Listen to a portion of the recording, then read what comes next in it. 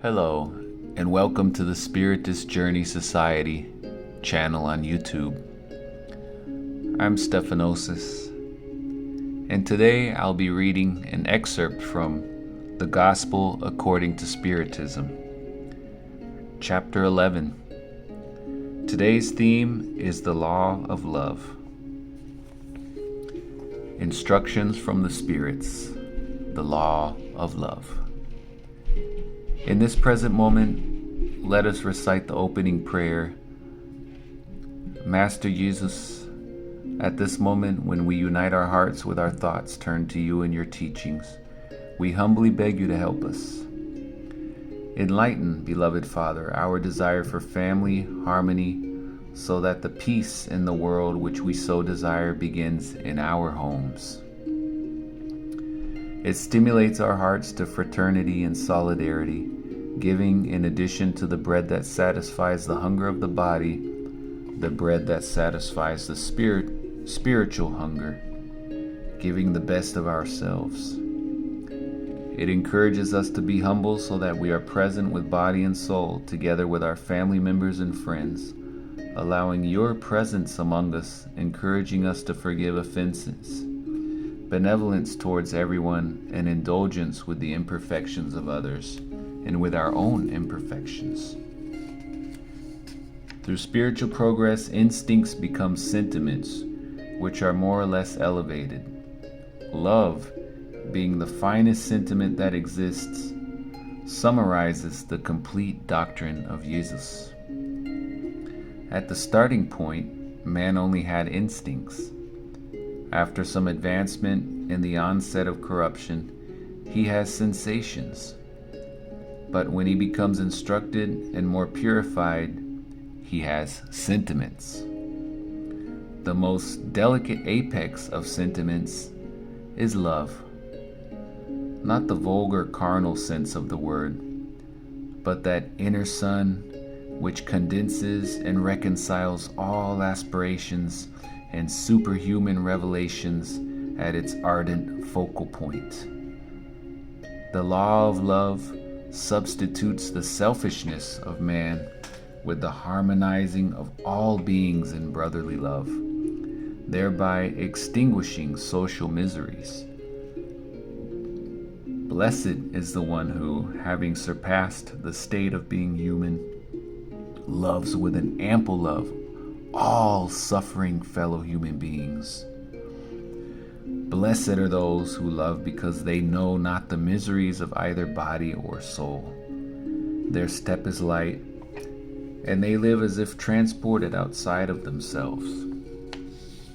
When Jesus pronounced that divine word, love, it made people tremble, and the martyrs, inebriated with hope, descended into the Roman theaters. In its turn, Spiritism has come to pronounce the second word in the divine alphabet.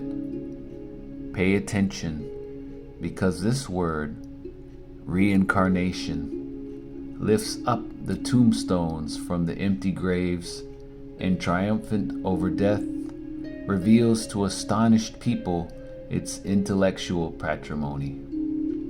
But it is not to this that man is conducted, but rather to the conquest of his own being, already elevated and transfigured.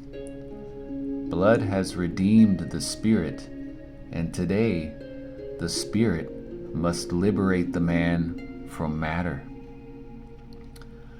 I have already said that in mankind's beginnings he had nothing but instincts. Therefore, those in whom instincts predominate are still nearer the starting point than their goal. In order to advance towards this goal, each one must conquer their instincts to the benefit of their sentiments. That is to say, these can be perfected by suffocating all material tendencies. Instincts are the germination and the embryos of sentiments. They bring progress with them, just as the acorn itself within itself contains the oak tree. The less advanced creatures are those who, after emerging little by little from their chrysalises, continue to maintain themselves slaves to their instincts. The spirit needs to be cultivated as you would a pasture. All the riches of the future depend on the present labor employed, which will earn much more than earthly goods, for it will offer glorious elevation. So having understood the law of love which joins all creatures, you will seek to find within it the sweetest delights of the soul, which are the preludes to celestial happiness. Lazarus, Paris, 1862. Love is of a divine essence, and everyone, from the humblest to the most elevated, has a spark of this sacred fire in the bottom of their hearts. It is many times a proven fact that both men and women, however vile, base, or criminal, are known to devote ardent affection to living creatures or objects. This sentiment is resisted to all attempts to diminish it, and has frequently even been known to reach sublime proportions. I have purposely said that affection is giving to living creatures and some objects, because amongst you are individuals whose hearts are overflowing with love, but who nevertheless expend a wealth of this sentiment upon animals, plants, and even material things. These are a kind of misanthropist who, while complaining to themselves about humanity in general, and resisting the natural inclinations of their souls, which is to seek sympathy and affection around themselves, they reduce the law of love to the condition of instinct. But no matter what is done, they will not succeed in suffocating the living seed which God deposits within every heart at the moment of creation. This seed will develop and grow together with morality and intelligence, and although frequently repressed by selfishness, it will become the origin of saintly virtues which produce sincere and lasting affections, which in turn will help in crossing the rugged and arid pathways of human existence. There are those who repudiate reincarnation, believing that others will participate in the affections and sympathies of which they are jealous. My poor brothers and sisters, your affections have made you selfish. Your love has become restricted to the intimate circle of your friends and relatives, so that you are indifferent to all others. Well then, so that you may practice the law of love as God intended, it is necessary that you learn step by step to love all your fellow human beings without distinction. The task will be long and difficult, but it will be fulfilled because God so desires. The law of love is the first and most important precept of the new doctrine, because one day it will destroy all selfishness under whatever form it may present itself, given that apart from personal selfishness, there is also that of the family, the clan, and nationality. Jesus said, "Love thy neighbor as thyself." Well, what is the limit regarding your neighbor? Is it the family, the sect, or the nation? No, it is nothing less than the whole of humanity. In the superior spheres and planets, reciprocated love harmonizes and directs the advanced spirits which inhabit them. Your planet, which is shortly destined to make appreciable progress, will see its inhabitants practicing this sublime law, which is a reflection of divinity, in virtue of the social transformation through which it will soon pass. Moral betterment of humanity and happiness during terrestrial life are the results which the law of love will bring. The most rebellious and corrupt will reform themselves when they see resulting benefits stemming from the practice of the precept. Do not unto others that which you would not wish done unto you. On the contrary, do unto others all the good that is within your power to do. Do not believe then in the sterility and hardening of the human heart, for even against its own will, it must give way to true love, which is like a magnet that is impossible to resist. Contact with true love revives and fertilizes the seeds latent in every human heart. The earth, being a globe of probation and exile, will then be purified by this sacred fire. Then you will see practice upon its surface the acts of charity, humility, patience, devotion, abnegation, resignation, and sacrifice, all of these being the offspring of true love. So do not tire of listening to the words of John the Evangelist.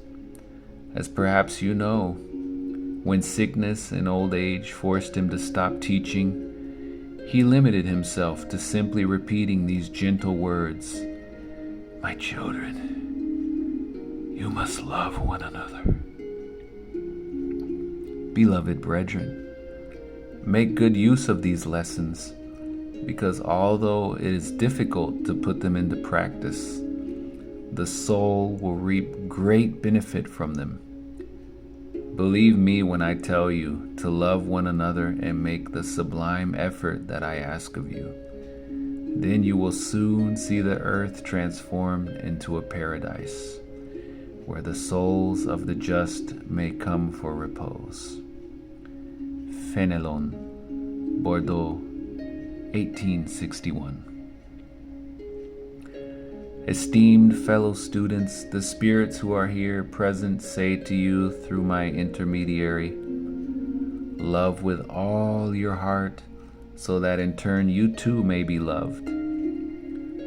This thought is so completely just that we find within it everything which can console and alleviate the trials of each day, or better still, by putting this wisdom into practice, you will so elevate yourselves above all that is material that you will become spiritualized even before you leave this earthly body.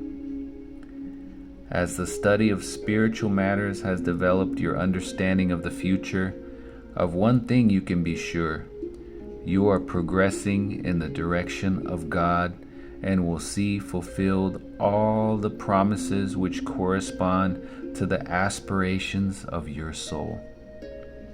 Therefore, it is necessary to elevate oneself, so we may be able to judge ourselves without the constraint of matter, and why we must never condemn our neighbor without first directing our thoughts to God.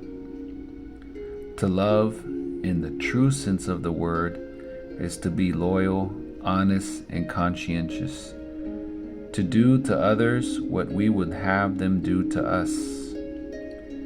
It is to look around oneself and search for the inner meaning behind all the pain afflicting your fellow creatures, so as to be better able to offer some relief.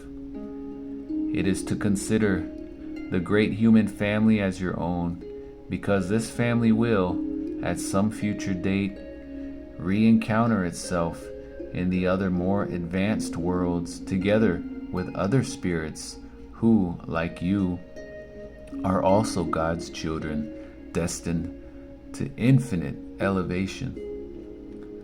Thus, you cannot deny to your fellow men and women that God has liberally granted to you, seeing that on your side you should be happy that they give you what you need.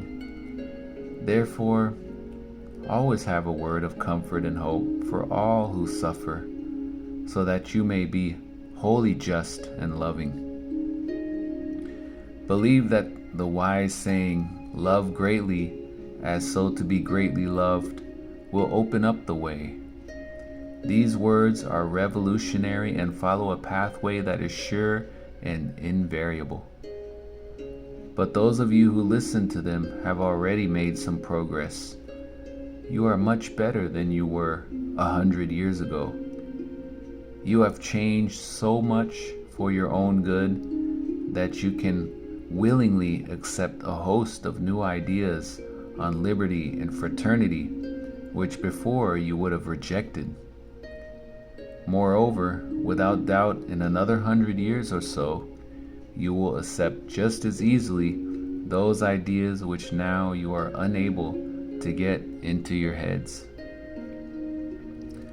Today, when the Spiritist movement has taken such a big step forward, it is seen how quickly the ideas of justice and renovation, which are constant in Spiritist teachings, are largely accepted by the intelligent world, since these ideas correspond to all that is divine within each one.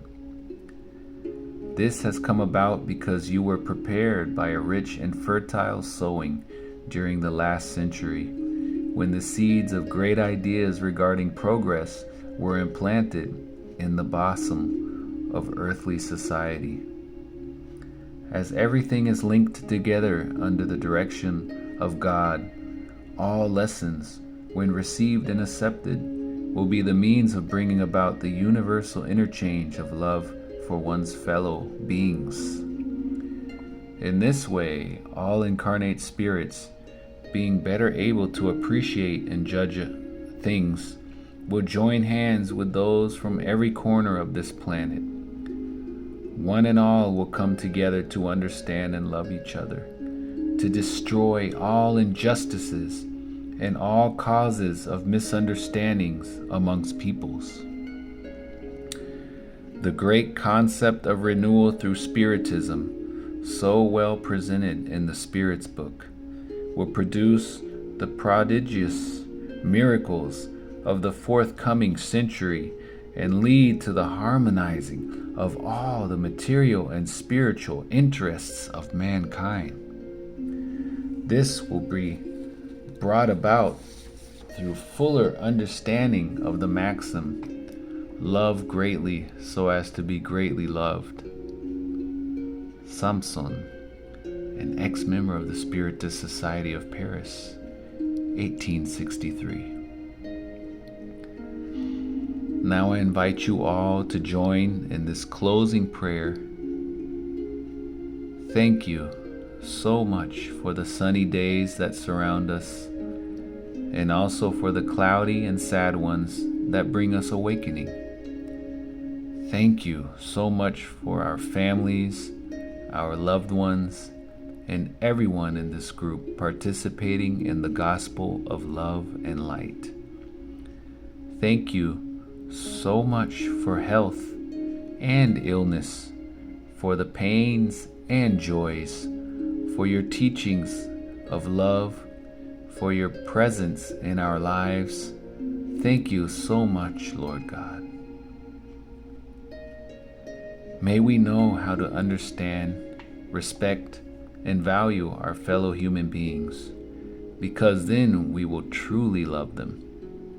Master Jesus, be always by our side, giving us the support we still need, strengthening and enlightening us through the edifying teachings of your gospel of love and light. May it be so today and always. Gratitude, love and light. May the power of love bless all beings everywhere.